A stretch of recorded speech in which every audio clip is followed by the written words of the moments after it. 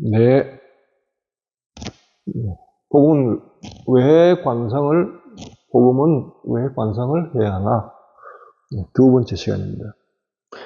복음 관상이 어떻게 진행되는지 이번 시간에 이야기하겠습니다. 지난 시간에는 복음 관상이 무엇인지, 왜 복음을 관상으로 해야 되는지 그 이유를 이야기했습니다. 오늘은 그럼 복음 관상은 어떻게 진행되는가에 대해서 이야기합니다. 이 복음 관상은 사도들의 경험담, 여기 있죠. 성령에 의해서 조명된 사도들의 그리스도 체험담, 이걸 뭐라고 해요?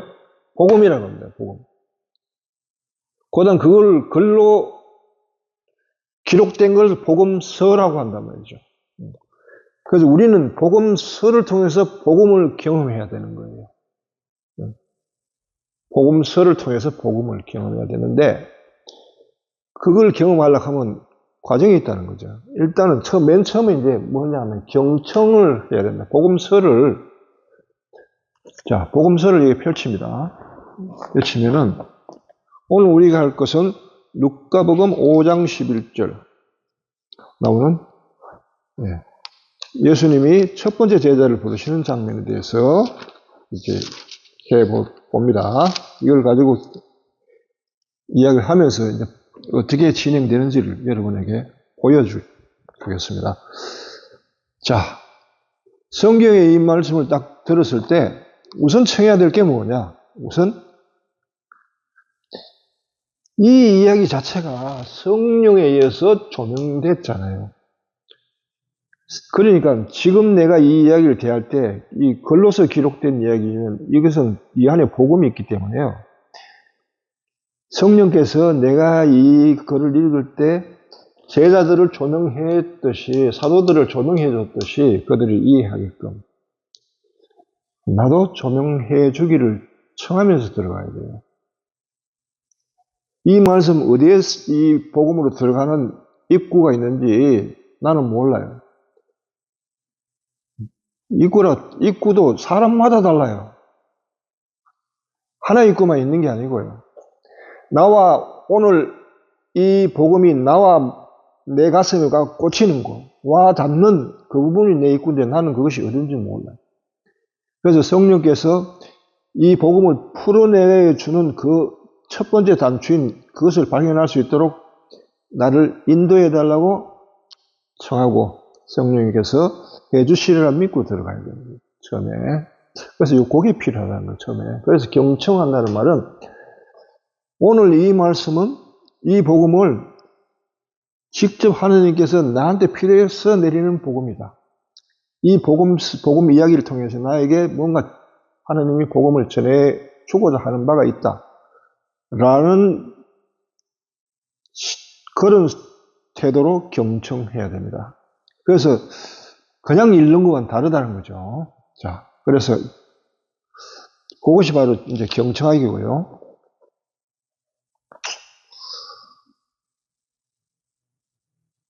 그다음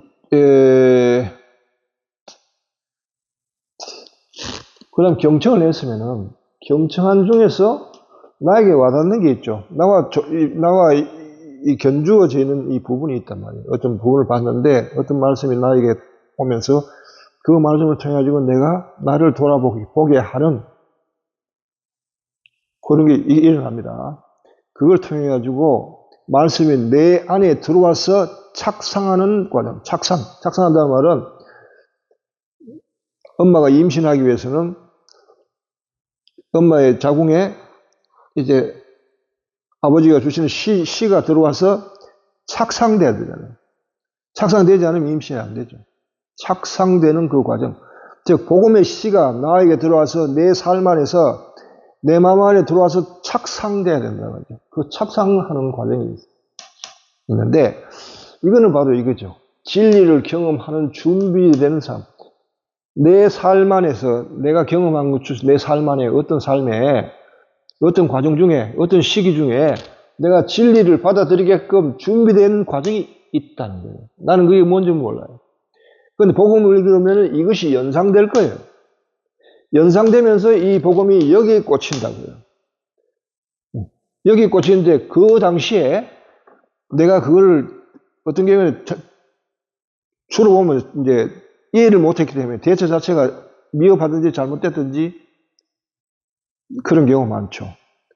그래서 잘못된 것을 여기에 수정됩니다. 무상 착사하면서 복음이 거울이 되어주면서 내가 그때 했던 것이 이런 점이 잘못됐구나 라고 이제 드러나요. 모자라구나, 부족한 점이 보입니다. 그래서 묵상 착상의 결과는 반드시 이꽃볼로로 이제 이어지는데, 이꽃볼로가 뭐냐 하면 내가 원하는 것과 하나님이 원하는 것, 둘 중에서 하나님이 원하는 것을 내가 원한다, 이 뜻입니다. 즉 원하는 것과 내가 원하는 것, 내가 원해야 하는 것,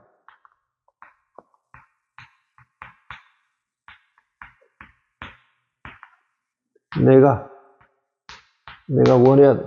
이거는 동시에 하나님이 기뻐하시는 일이죠. 반가워하시는, 기뻐하시는.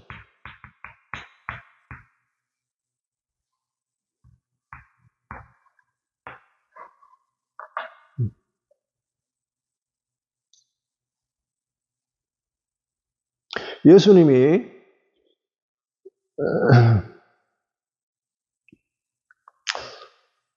누굽니까? 키가 작은 자케오. 예수님이 어느 마을로 가는데 그 마을에 세리장이 있었어요. 세리장의 이름이 자케오인데 자케오가 키가 작았어요. 키가 작으니까 예수님이 그 마을로 들어가니까 사람 군중들이 막 몰려 예수님 주변으로 몰려드는데 자케오는 키가 작아서 예수님을 한번 보고 싶은데 볼 수가 없는 거예요. 사람들한테 막혀가지고. 그래서 자케오가 얼른 예수님이 갈 방향으로 가서 보니까 저쪽에 이제 무화과나무 하나가 있는 거죠. 그래서 무화과나무의 그 위에 올라가가지고 자리를 잡고는 지나가는 예수님을 보기 위해서 거기 딱 올라갔어요. 앉아 있었어요. 자기는 예수님이 지나가는 예수님만 보겠다 했지만은 자케오가 그렇게 준비된 과정을 통해서 그리스도를 만납니다. 지나가더니 갈 때 예수님이 그 자리에 서가지고는 자케오야 하고 부릅니다. 그러면서 내려오너라. 내가 오늘 너의 집에 머물고 싶다. 자기가 기대하지 않은 소식을 만나는 거죠. 이게 복음입니다. 그래서 얼른 내려와서는 예수님을 자기 집에 모셔요.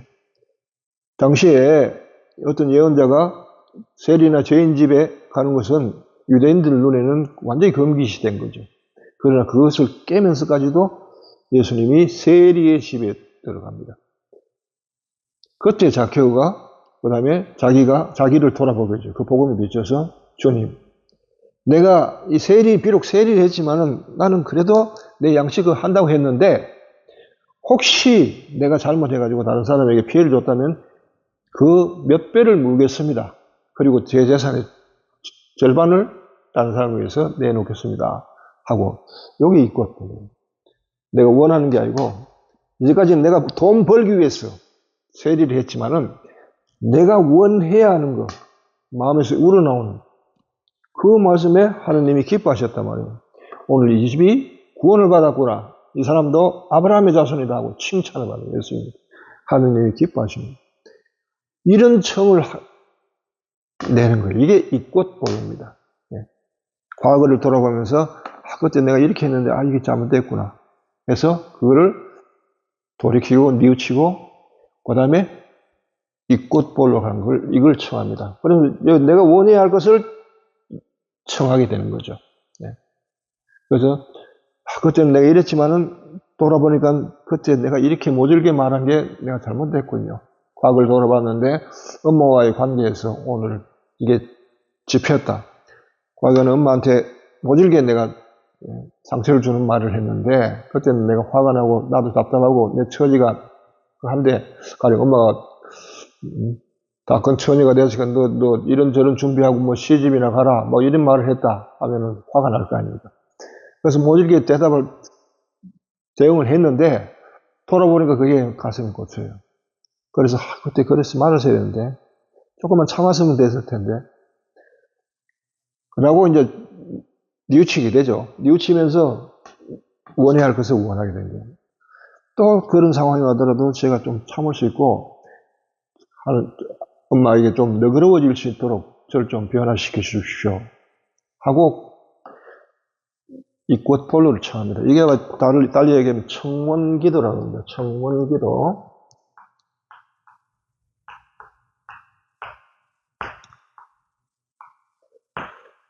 요게 상상으로 재현하기, 이게 관상인데, 관상으로 들어가기 위해서는 반드시 이게 필요합니다. 이 꽃볼로가 이루어지지 않으면 관상 자체가 되질 않아요.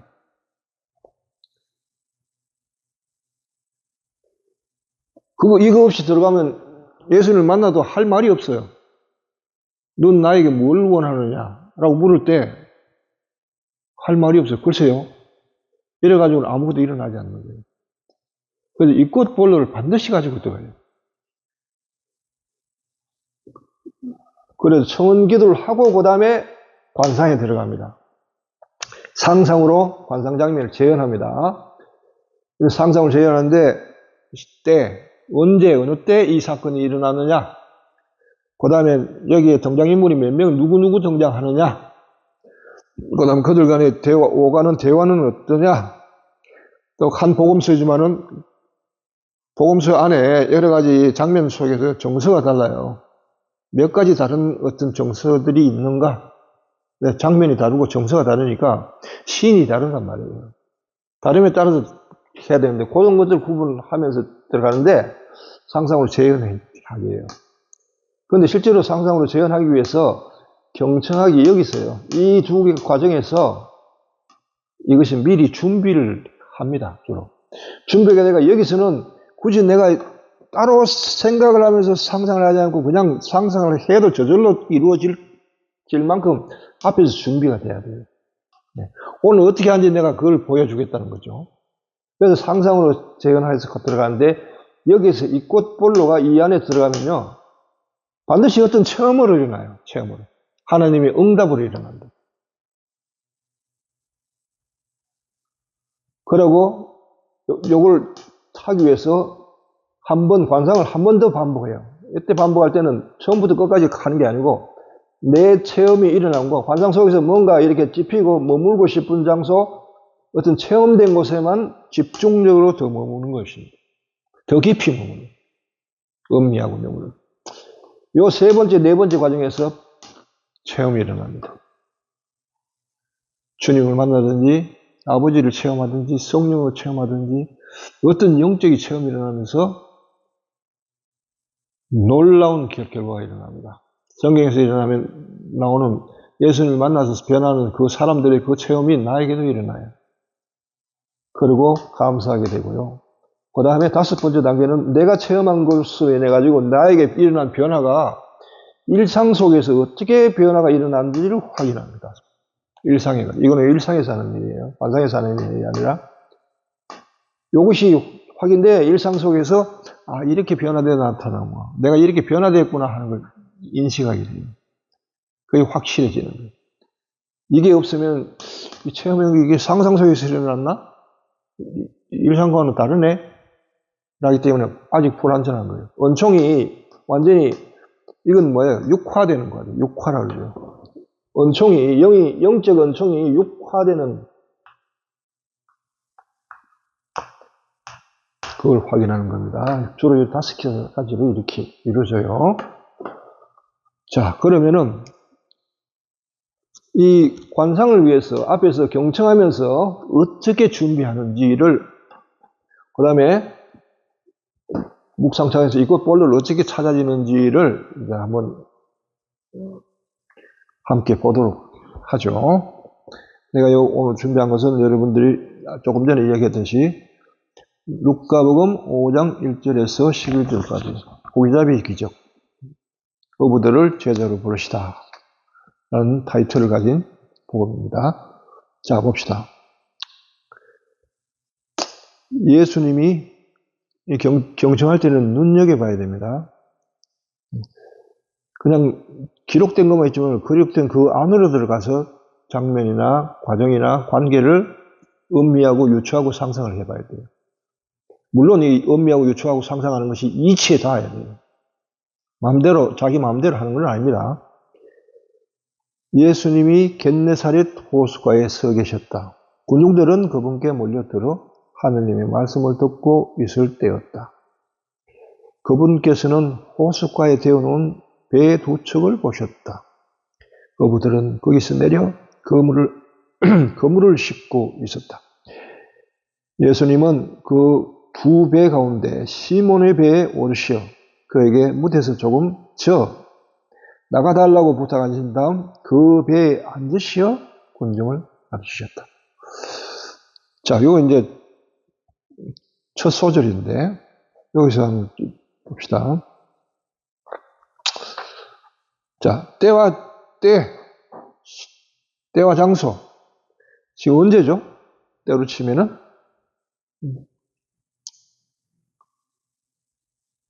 아침이죠. 네. 때는 아직 안 나왔네요. 겟네사렛 호수가에 서 있었다 했지만 때는 안 나왔어요. 장소만 나왔죠. 겟네사렛 호수가, 좀 갈릴리 호수가에 서 계시고 군중들이 그분께 몰려들어 있고요.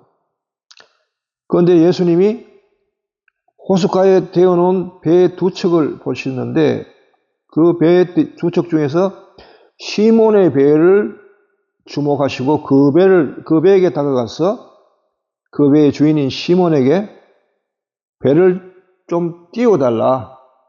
이 바닷가가 이래 있으면은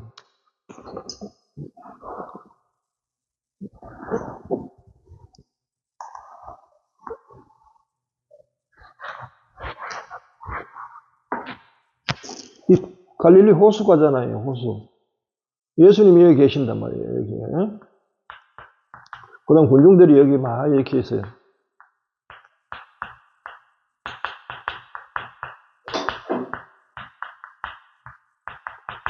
여기 배가 두 척이 이게 대져 있단 말이에요, 이렇게.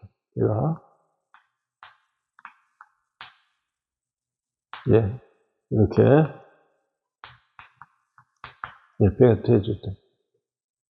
저는 물가에 이렇게 되죠. 보통. 물가에 되는데, 보통 부두 같으면 부두를 여기 깊이 파죠. 깊이 파서 배를 대일 수 있도록 이렇게 만들면서 여기에 물을 깊이 해가지고 배를 여기 띄우고 여기에 보통 이렇게 해가지고 배를 이렇게 대면은 배에서 줄을 이렇게 매어 달죠. 근데 여기 보통 바닷가에 서해 쪽에 가도 그렇지만 이렇게 안 돼 있잖아요. 그냥. 이렇게 안 돼 있으니까 얕은 데죠. 여긴 얕은 데 이제 배를 이렇게 하니까 배를 항해하려고 하면 배를 밀어야 되죠. 무채 대어놓은 거에 밀어가지고 물 위에 띄웠는데 여기 보면은 노를 라고 했죠.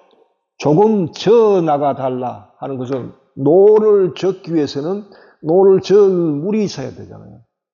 그러면은 어느 정도 깊이 정도로 띄워야 되는지를 감이 오죠.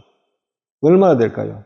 노를 저을 정도면은 적어도 20-30cm는 저 밑에는 나가야 돼요.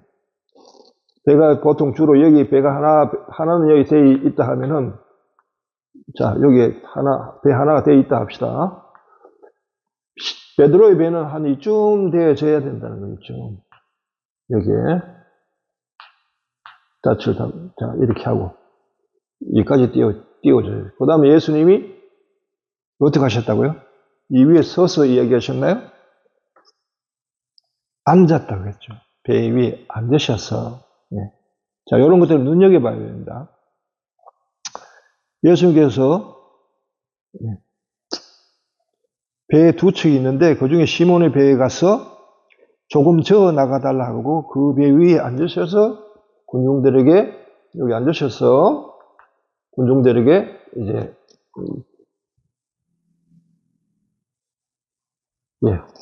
예수님 여기 계십니다. 여기 계시고 이렇게 앉으셔가지고 이제 군중들이 여기 그 배는 이렇게 띄워졌다 했다. 자, 여기서 이제 눈여겨봐야 될 것은 배가 두 척이라 했잖아요. 배가 두 척이라 했고, 그 중에 시몬의 배에 오르셨다. 왜 배 두 척 중에 하필이면 시몬의 배일까요? 우연일까요? 우연히 찍었는데 그게 시몬의 배였습니까? 그렇지는 않을 거라는 거예요. 예.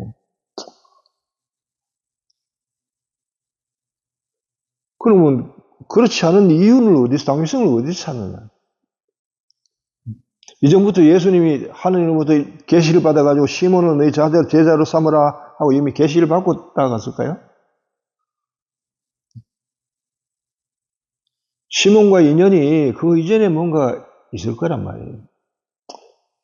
그걸 한번 찾아보라는 거죠. 왜 예수님은 시몬을, 하필이면 시몬의 배가 거기에 오르려고 하셨을까? 시몬을 주목하셨을까? 베드로를 주문하셨을까? 그걸 가지고 이제 뒤에 눈여겨 보면요. 그 뒤에 좀 더 가봅시다. 예수님께서 마치시고 시몬에게 이르셨다. 깊은 데로 저어가서 그물을 내려 고기를 잡아라. 그러자 시몬이 선생님, 저희가 밤새도록 애썼지만 한 마리도 잡지 못했습니다. 그러나 선생님의 말씀대로 제가 그물을 내리겠습니다. 하고 대답하였다. 자, 여기 보면요. 깊은 데로 가서 그물을 내려라 하자 시몬이 선생님, 저희가 밤새도록 애썼지만, 여기서 우리가 알 수 있는 것은, 아하,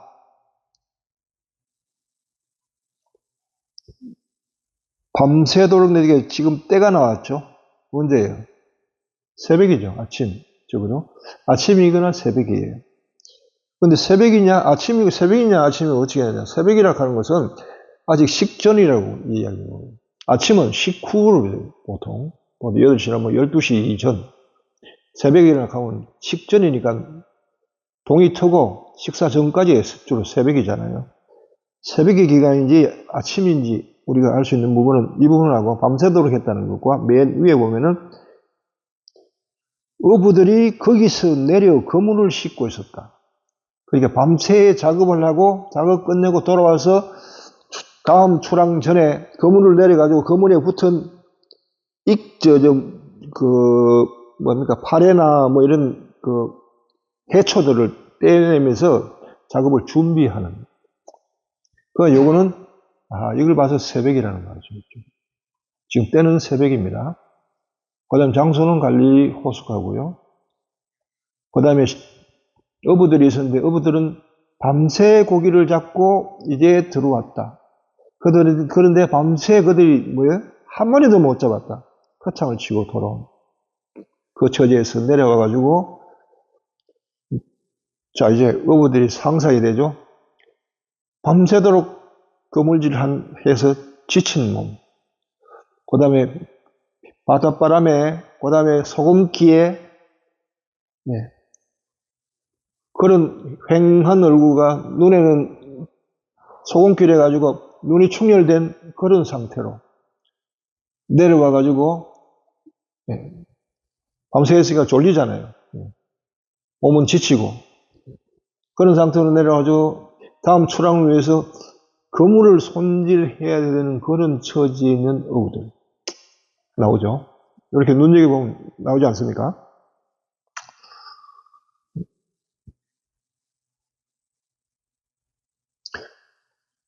그럼 밤새 출행했는데 이것과 예수님과 무슨 관계 있을까? 예, 있습니다. 여기는 안 나오지만요. 성경에 보면 이런 내용이 있습니다. 마르코복음 6장 46절에 보면 이런 게 나옵니다. 예수님은 곧 제자들을 재촉하시어 배를 타고 건너편 벳사이다로 먼저 가게 하시고 그동안에 당신은 군중을 돌려보냈다. 이때가 언제냐 하면 4,000명이고 5,000명이 기적을 일으키신대요. 빵과 물고기로 4,000명, 5,000명을 배불리 먹이시고 그 다음에 이제 제자들을 먼저 벳사이다로 배를 태워서 보내고 그 다음 군중을 흩으시고 그 다음 뭐냐면 나옵니다. 예수님은 기도하시러 산으로 가셨다. 저녁에 기도하시러 오후죠. 산으로 가셨다. 그 다음에 산에서 뭘 하셨나 하면 기도를 하셨는데 언제까지 하셨나 보면 예수님은 새벽녘에 호수 위를 걸으시어 그들 쪽으로 가셨다. 그러니까 새벽까지 밤새도록 그야말로 완전 동철 때까지는 아니지만 새벽녘까지 예수님은 산에서 그 어둠 속에서 깨어서 기도하고 계셨다는 거죠. 이런 장면을 보면 예수님이 주로 동트기 전에 나가서 제자들이 찾으러 다녀요. 예수님이 새벽에 나가셨는데 기도하러 나가셨는데 어디 가시는지 몰라가 찾으러 나가요. 그 동트기 전에 이제 홀로 가서 명상의 시간을 가졌죠. 그 다음에 밤중에 한밤중에 홀로 깨어서 명상의 시간을 가졌다. 이런 습관으로 봐서 밤새도록 제자들이 그물을 칠 때 그때 그 언덕에서 갈릴리 그 언덕에서 제자들이 그물 치는 어부들이 고기잡이 하는 그걸 보면서 당신은 기도하고 계셨다는 걸 우리가 짐작할 수 있죠. 그러면 시몬이 왜 예수님이 시몬의 배를 선택했는지가 당위성이 나옵니다. 예수님은 한밤중에 시몬이 고기를 잡으러 나왔고 밤새도록 고기를 잡긴 하는데 허탕치는 걸 보셨다는 거예요. 그걸 보면서 예수님은 속으로 저 사람을 내 제자로 삼아야 되겠다는 어떤 사인을 받으시는 거죠. 그리고 아침에 찾아 나선 겁니다. 그러니까 배 두 대 중에서 시몬의 배를 찾아갔고요. 그 다음에 시몬에게 배에 오르시게 된 겁니다. 자, 그러면 여기는 복음 자체는 나와 있지만 않지만은 하나의 장면이 있죠. 어제 밤새 일어난 일에 대해서 우리가 관상할 수 있는 겁니다. 그러니까 여기 어제 밤부터 시작해, 이 관상은 어제 밤부터 시작해가지고 새벽, 지금 이 시간까지 계속됨을 알 수 있죠. 그래서 가령 어제 밤으로 가서 이 관상을 해본다 합시다. 그러면은 관상을 하면 밤을 상상해야 되겠죠. 이 관상은 언제 하면 좋을까요? 나도 한밤중에 하는 게 좋아요. 어둠을 이용하는 게 좋단 말이에요. 한밤중에 불을 끄고 캄캄한 데서 어둠 속에 앉아서 어둠을 응시합니다. 캄캄한데 아무것도 보이지 않잖아요. 아무것도 보이지 않지만은 저기 호롱불 하나가 이렇게 호롱불이 그야말로 간당간당하게 밝게 비치는 것 아니고 있는 듯 없는 듯 하면서 물결 따라 흔들리는 호롱불을 보게 되죠. 아직 배는 어둠 속에 있기 때문에 형상이 나타나지 않습니다. 다만 호롱불만 보입니다. 호롱불이 보이면 보이는데 호롱불이 흔들리는 걸 봐서 어부가 나와서 밤에 고기 잡고 있다는 걸 상상할 수 있죠. 거의 모두 잠들고 있으니까 아무 소리도 들리지 않습니다. 바다도 밤에는 약간 이게 파도가 이래가지고 파도 소리, 약간의 부드러운 파도 소리, 그 이외에는 없는데 가끔 가다가 호롱불 있는 그 배에서 초망을 던지는 소리. 옛날 거물이라 하면 초망이란 말이에요. 이렇게 어깨 매다 이렇게 쫙 치죠. 그럼 치면 그것이 날아가서 둥그렇게 물에 떨어질 때 그때 나는 소리가 철푸덕 쫙. 그 다음에 밑으로 쭉 가라앉죠. 쏴 하는 소리. 철푸덕 슉 하는 그 소리밖에 안 돼요. 그걸 어둠 속에서 호롱불 보면서 그 소리가 나는지를 한번 기대하면서 볼 수 있겠죠. 관상할 때 이렇게 일어납니다. 그게 밤새도록 그걸 여기저기 호롱불이 떠다니면서 그 작업을 하고 있는 그 모습을 상상해요. 자, 요게 이제 가령 경청하기에 들어갑니다. 이러면서 우리가 그걸 보면서 우리가 묵상 착상을 할 수 있죠. 내가 저 어둠 속에서 있을 때, 내가 살아오는 중에서 나도 어둠의 시기에서도 저 시기에 저 어부들처럼 저렇게 밤새 기대를 가지고 노력했지만은 아무 성과를 내지 못하던 그런 때가 있었다라고 연상이 될 겁니다. 그러면 본인에게 그 연상이 되겠죠. 그러면서 그 시기에 그 어려웠던 시기, 막막하고 암담했던 그 시기가 되죠. 그게 어둠이란 말이에요. 자기 자신. 그 어둠 속에서 그 초롱불, 자기 속에 있는 그 초롱불을 보려고 그게 무엇인지 찾으려고 노력할 수 있겠죠. 초롱불을 보고 찾으려고 노력하고 그 당시에 자기의 심정으로 돌아가서 그 속에 계속 머물려고 하다 보면은 이 복음에서 내가 그 장면을 보려고 했던 그 눈으로 나를 보게 돼요. 그런데 그 눈은 실제로 누구의 눈이에요? 언덕 위에서 보던 예수님의 눈이에요. 그러니까 결국 예수님의 눈으로 복음을 장면을 보던 그 눈으로 나의 어둠 속에 있는 기억 속에 들어가서 그 장면을 보게 되는 거예요. 그러면서 그때 여러분 그게 닿는다면 여러분 가슴이 움직일 겁니다. 뭉클할 거예요. 왜냐하면 사람이 불안하고 두렵고 할 때는 감정적으로 정서적으로 얼어붙기 때문에 아무것도 느낄 수가 없어요. 그런데 예수님의 눈으로 이렇게 바라본다는 생각을 가지고 나도 시몬 베드로였구나 하고 생각하는 순간 가슴이 뭉클해요. 움직이면서 아마 그게 자기의 경우가 맞닿는다면은 아마 눈물이 나든지 울컥하든지 반응이 일어나죠. 자기 속에 얼었던 그 부분이 녹아내리면서 감정이 살아나는 거예요. 그때도 내가 그때도 나는 혼자인 줄 알았는데 나를 바라보던 분이 계셨구나. 혹은 계셨을지도 모르겠다 하는 기대감과 그걸 가지고 자기를 바라보는 거죠. 만일 발견했다면은 더 주님의 그걸 느끼게 해달라고 이꽃볼로 청기도를 해야 되고요.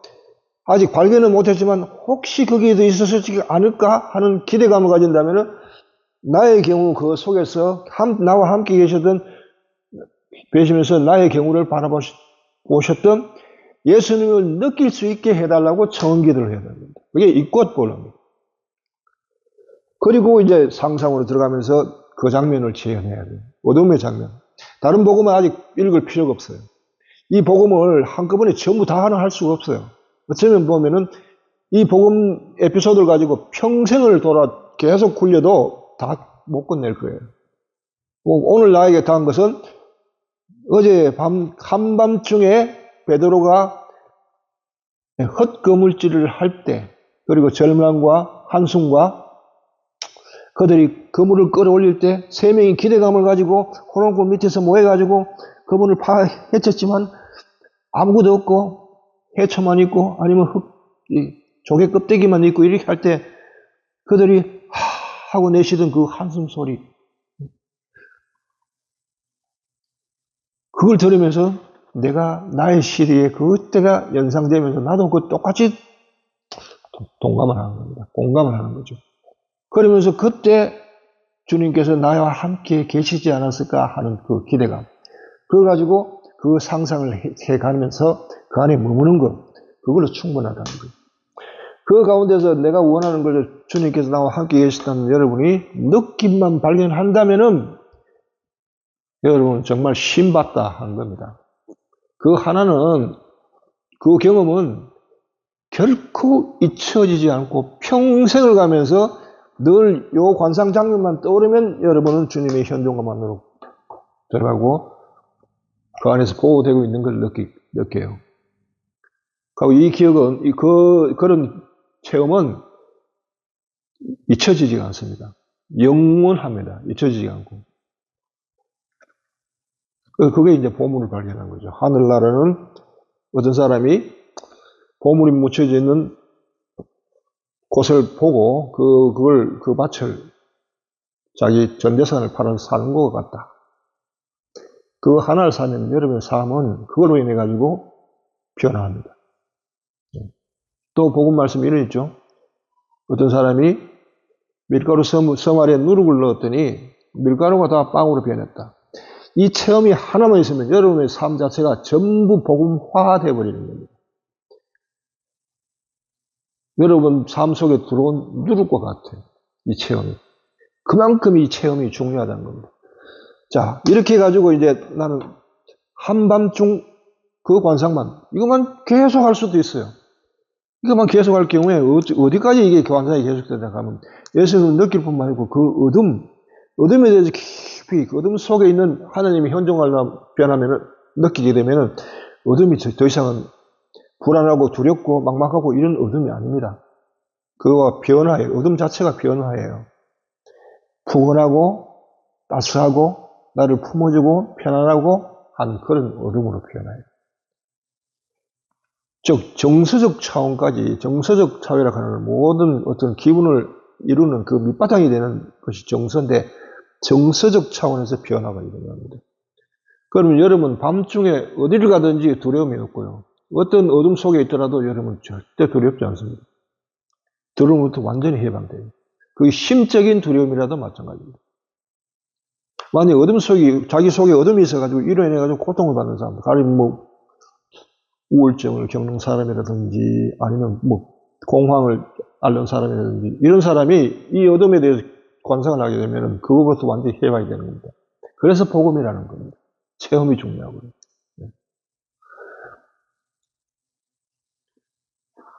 자, 그래서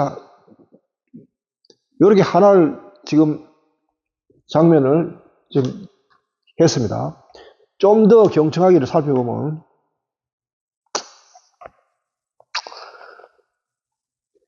예. 그래서 예수님이 왜 시몬의 배를 선택하셨는가는 어젯밤부터 계속된다는 걸 그로부터 아하 이해가 간다 하는 걸 우리가 알 수 있죠. 두 번째 우리가 궁금한 점은 보세요. 예수님은 왜 시몬에게 배를 저어가지고 나갈 정도로 무태에서 떨어지게 했을까?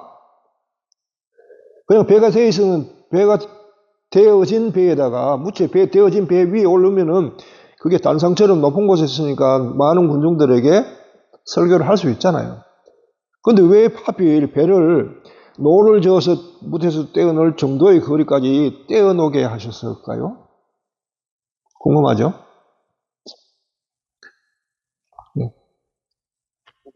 요거는 그 밑에 보면 이해가 갑니다.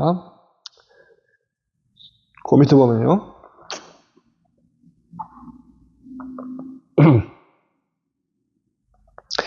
예수께서 말씀을 마치시고 시몬에게 깊은 데로 저어가서 그물을 내려라. 내려 고기를 잡아라. 라고 하자 시몬이 선생님 저희가 밤새도록 했었지만 한 마리도 못 잡았습니다. 그러나 선생님께서 그렇게 말씀하시니까 선생님의 말씀대로 그렇게 해보겠습니다. 라고 이야기 나오죠. 이 내용을 듣고 이상하다 여겨야 돼요. 왜냐하면 시몬은 베테랑 어부예요. 평생을 고기만 잡던 어부예요. 예수님은 고기를 잡는 어부가 아닙니다. 말씀을 잘하는 선생님이긴 하지만은 고기 잡는 지식에 대해서는 시몬이 월등하죠. 시몬이 프로라면 예수님은 아마추어잖아요. 그런데 아마추어가 프로에게 조언을 하는 겁니다. 나가서 그물을 쳐서 고기를 잡으세요. 그런데 그 말을 듣고 베테랑인 어부가 이미 그물을 다 내려가 다 씻어놔가지고 다음 출항을 위해서 준비가 된 상태인데 집에 가서 밥도 먹고 잠도 자고 그 다음에 와서 다음 일을 해야 되는데 한 나그네 아마추어의 말을 듣고 거기에 따라서 선생님이 말씀하시니 그래 하겠습니다 라는 대답이 나오겠어요? 이게 상식적으로 가능하지 않죠. 그렇다면은 예수님이 설교를 하는 동안에 시몬에게 어떤 변화가 일어나야 돼요. 이제 그러면 왜 배를 띄워라 하는 무태에서 좀 띄워놔라. 노를 저어서 띄워지는 만큼의 거리까지 띄우라 하셨는지 이유를 아실 거예요. 이렇게 띄워놔야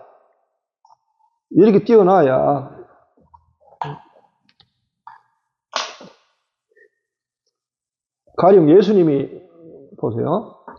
배가 여기에 있다고 합시다. 배가 여기에 있고 당신이 여기에 서서 지금 설교를 한다면은 그 다음에 시몬과 어부들은 여기에서 이렇게 동료를 해봐야 뭐 시몬하고 야고보와 요한입니다. 세 사람이 이렇게 보면서 이렇게 그물을 지금 손질하고 있다고요. 예수님이 여기 있고 설교를 이쪽으로 향해서 한다면은 이들 귀에는 안 들려요. 들리지가 않는다고요. 뒤인데. 그리고 바뀌잖아요. 발로 바뀌잖아요. 이와 이와 분위기가 다르잖아요. 그래서 나는 이와 상관없어가 되죠. 그런데 배를 여기에 놓으면 어떻게 되죠? 그렇지 않고 예수님이 배를 여기에 놓았으면요. 여기에 뛰어두면 어떻게 되죠? 여기에 앉아서 설교를 하셨다면은 어떻게 되죠? 당신의 말씀이 이들을 향해 가지만은 이들도 귀에 들리는 거예요. 이들은 예수님을 향해서 설교를 듣기 위해서 있는 건 아니지만은 자신들의 일을 하면서 귀는 열려 있는 거예요. 듣는 거예요. 자기도 모르게 귀에 들어와요. 다만 관심이 아직은 예수님의 설교와 이들의 관심이 아직까지 교차하지 않아요. 여기 보세요. 진리론에서는 경험을 준비돼야 돼요. 관심이 맞아야 된다고 했죠. 아까 전에. 그러면 관심을 맞추려면 이들이 귀를 열고 경청하게끔 하기 위해서는 예수님은 어떤 강의를 했을까? 내용이 중요합니다. 내용이 어떤 강의를 했기 때문에 이들이 귀를 열고 듣고 시몬이 씻어놓은 그물을 도로 배에 싣고 도로 선생님이 말씀하신 대로 나가서 그물을 치겠습니다 하는 대답이 나왔을까요? 자, 이런 거 가지고 성경을 한번 눈을 감고 살펴보면 과연 어떤 대목이 있을까? 예, 나옵니다. 마테오복음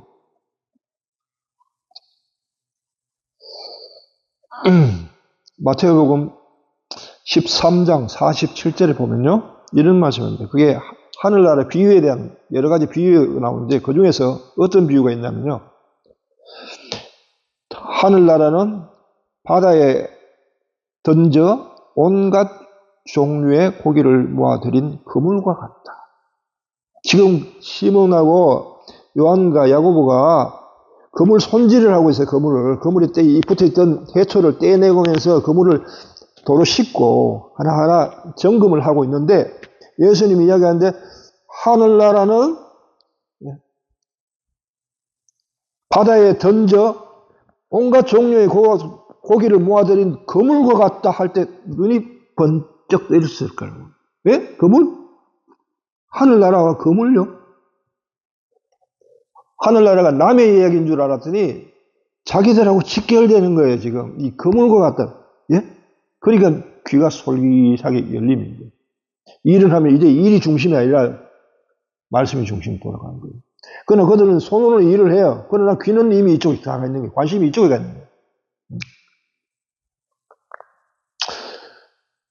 그물이 가득 차자 사람들이 그것을 물가로 끌어올려 놓고 앉아서 좋은 것은 그릇에 담고 나쁜 것은 밖에 던지는 것 같다.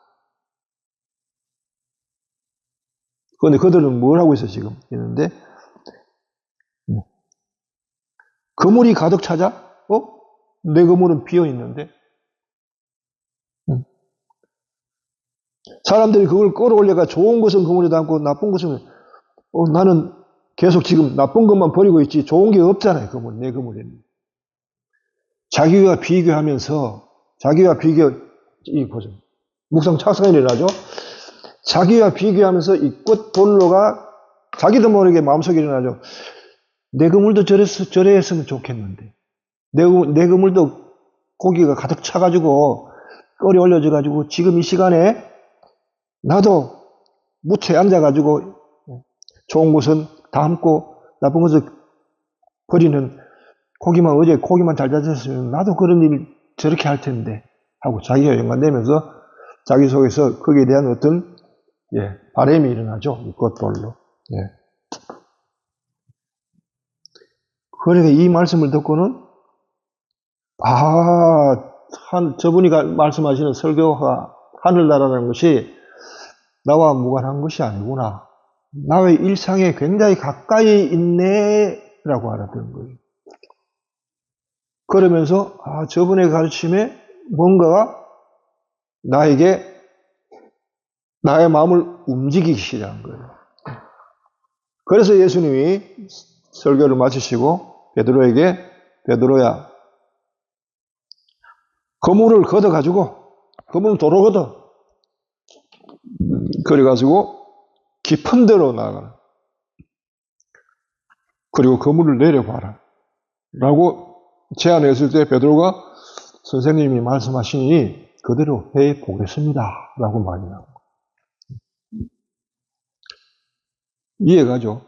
여기 이치에 맞게 상황을 이해하게 되면은 여기 관상에 가서는 가만히 앉아서 그 장면 상상하면 저절로 풀리는 거예요.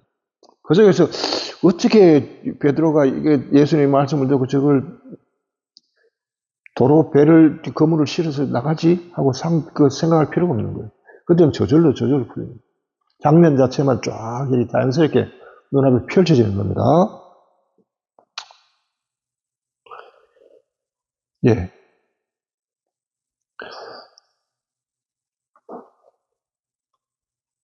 또 이렇게 보면은 깊은 데로 나가서 그물을 내려보라.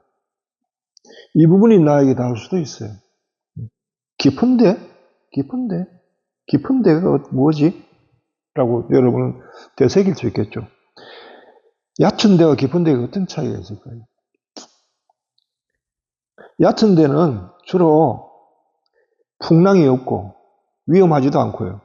안전하고 따스하고 위에서 보면 물속이 다 보이는, 그 다음에 그물을 치면은 그물이 쭉 내려가지고 그 밑바닥까지 닿는 부분이에요. 그게 얕은 부분이에요. 그리고 안전하고 위험한 요소가 하나도 없어요. 그런데 깊은 곳은 어쩌냐면요. 그 깊이를 알 수 있기 때문에 그물을 쳐도 그물이 그 밑바닥까지 갈 수가 없어요. 그 다음에 풍랑이 일을 수도 있고요. 그 다음 물속이 들여다 보이니까 시커매가지고 아무것도 안 보여요. 어둡고 풍랑이 일고 불안하고 머물고 싶지 않고 빨리 일하고 돌아가고 싶은 그런 곳이 깊은 곳이에요. 나는 이거 옛날에 관상할 때 옛날에 우리 동네 보면요. 이게 축항이라는 게 있어요. 축항. 돌을 쌓아가지고 이렇게 방파제처럼 만들어 놓은데 배를 대는 곳인데 여름에 수영을 이렇게 하러 가면은 축항에 보면 축항이 이렇게 돼 있잖아요.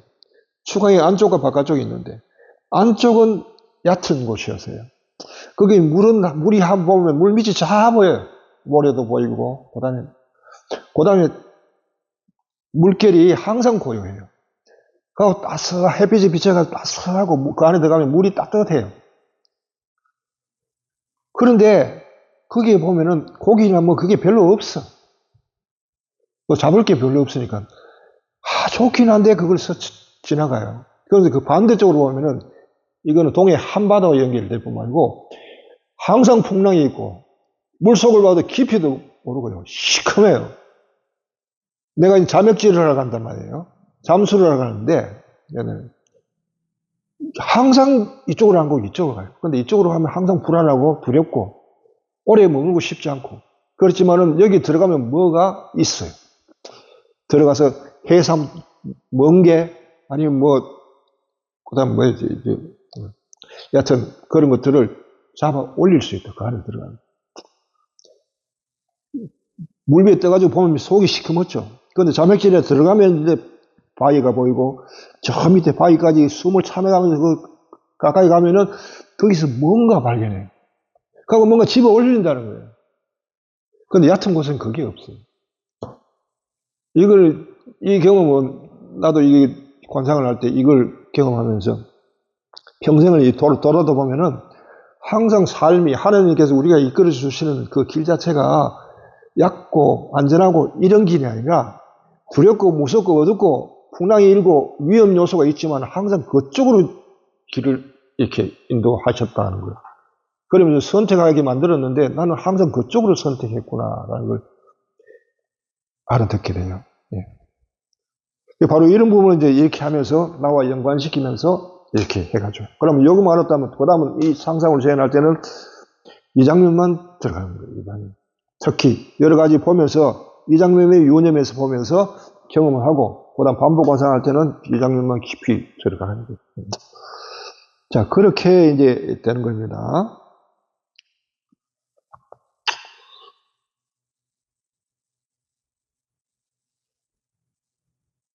예. 그래서 이제 보면은 그 다음에 좀 더 뭐 여러 가지 부분이 다 잡힙니다. 그렇게 하자, 깊은 데서 가서 초망을 던지자 하는 그런 장면이라든지, 그물이 찢어질 만큼 그물 안에 고기가 든 장면이라든지, 동료들이 고기 2배를 채워오는 그 배의 전경, 그 다음에 시몬이 예수님께 돌아서면서 놀라서 돌아서면서 예수님께 향해서 주님이라고 얘기합니다. 이제는 선생님 하다 말 호칭이 바뀝니다. 주님. 이거는 예수님 안에서 주님을 발견했다. 이 하느님이 아니면 할 수 없는 일이에요. 왜냐하면 자기는 밤새도록 놀게도 못 잡은 것을 이분은 말씀 한 말씀에 그냥 자기가 원하는 걸 올려줬거든요. 그래서 놀라고 두렵고 해서 예수님께 무릎을 꿇고 주님, 저는 죄인입니다. 저에게 떠나주십시오. 라고 합니다. 그러니까 예수님이 웃으면서 베드로야, 이제 네가 사람을 낚는 어부가 될 것이다. 결국은 이 장면 뭐예요? 이 장면, 이 복음은 예수님이 베드로, 요한, 야고보를 낚는 장면이죠. 당신이 예수님이 우리에게 와서 나를 낚을 때 또 이런 과정을 거치셨다는 거예요. 그럼 자신을 한번 돌아보면서 주님께서 내가 어떤 과정을 통해서 주님을 만나고 주님께 낚였는지 이 장면을 보면서 또 관상을 할 수 있겠죠. 여기에서 한 복음의 에피소드에서 관상할 수 있는 것이 무진장하게 많다는 거예요. 그래서 그 장 읽고 넘어가서는 안 된다는 겁니다. 체험이 일어나고 우리에게 변화가 일어나고 변화가 일어나는 그 복음이 우리 안에 들어가고 누르게 되어서 우리를 변화시키고 삶을 변화시키고 나를 변화시키고 그래서 하나님의 구원이 나에게서 완전히 말씀이 이루어지는 그때까지 관상은 계속되는 겁니다. 그걸 위해서 이제 복음이 우리에게 이런 형식으로 주어진 겁니다. 그래서 복음은 그런 형식으로, 그런 방법으로 이제 읽혀야 하고요. 복음을 통해서, 관상을 통해서 우리는 사도들이 체험한 그리스도를 직접 체험할 수 있게 된다. 겁니다. 이만큼 복음이 중요한 겁니다. 그래서 이 복음은 읽는 방법이 구약을 읽는 방법과 또 달라요. 이런 식으로 읽어야 된다는 거. 오늘 그런 에피소드를 이 정도로 합시다. 시간이 많이 지나서 여러분이 충분히 알아들었으리라고 생각하고요. 제가 구원하고 싶은 것은 복음에 이런 장면이 여러 군데에서 크게 이제 보면은 이렇게 상상을 할 수 있도록 잘 된 곳이 그런 것들을 찾아서 한번 해보시든지 아니면 오늘 내가 제시한 이 복음을 가지고 관상을 한번 해보시든지 해보시기 바랍니다. 자, 오늘 여기까지입니다.